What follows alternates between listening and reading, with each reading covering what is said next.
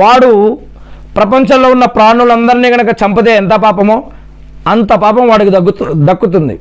మరియు ఎవడైతే ఏదైనా ఒక ప్రాణిని కాపాడితే, ప్రపంచంలో ఉన్న ప్రాణులందరినీ కాపాడితే ఎంత పుణ్యమో వాడికి అంత పుణ్యం దొరుకుతుంది అని అల్లాహ్ సుబ్హానహు వ తఆలా ఖురాన్లో చెప్తూ ఉన్నారు. అందుకే ఖురాన్లో 4-92 వాక్యంలో అల్లాహ్ సుబ్హానహు వ తఆలా మరియు అనేక వాక్యాల్లో చెప్తూ ఉన్నారు, అన్యాయంగా ఇతరులను చంపకండి అని చెప్పడం జరుగుతుంది. ఎవరైతే చట్టం, న్యాయం, ధర్మం ఉందో, పోలీసు వ్యవస్థ, న్యాయ వ్యవస్థ ఎవరికైతే ఈ యొక్క వారు చేసిన క్రైమ్స్ ఆధారంగా ఏదైతే శిక్షలు విధిస్తున్నారో, మరణ శిక్షలు విధిస్తున్నారో, మరి అది వారి ఇష్టం. కానీ సామాన్యమైన ప్రజలు ఎవరి చేతులకు వారు చట్టాన్ని తీసుకొని అన్యాయంగా ఇతరులను చంపకండి అని మరి ఇక్కడ చెప్పడం జరుగుతూ ఉంది. ఇక మోసానికి మద్దతుదారుగా ఉండకండి.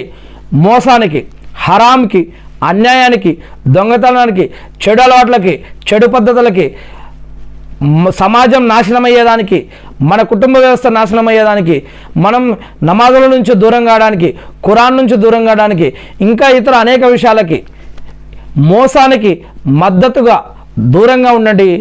మోసాలకి, అక్రమాలకి, అన్యాయాలకి సపోర్ట్ చేయకండి. అటువంటి వారితో స్నేహం కూడా చేయకండి అని కూడా చెప్పడం జరిగింది ఇస్లాంలో. ఇక ఇది ఖురాన్లో 4-105 వాక్యం చదివితే అర్థమవుతుంది. ఇక పాపం మరియు దురాక్రమణలో ఇతరులకు సహకరించకండి. పాపాలలో దురాక్రమణలు, కబ్జాలు, అక్రమం, అన్యాయము, మోసాలు, క్రైమ్లు, నేరాలు, ఘోరాలు, ఇతర చెడు అలవాట్లు, చెడు పద్ధతుల్లో ఇతరులకి సహాయం చేయకండి, వారితో సహకరించకండి, వారికి సపోర్ట్ చేయకండి అని ఖురాన్లో 5-2 వాక్యంలో మరియు అనేక విషయాల్లో చెప్పడం జరుగుతుంది. మరియు ధర్మబద్ధంగానే మంచి పనుల్లో మంచి వారితో మంచి విషయాలకే సహకరించండి.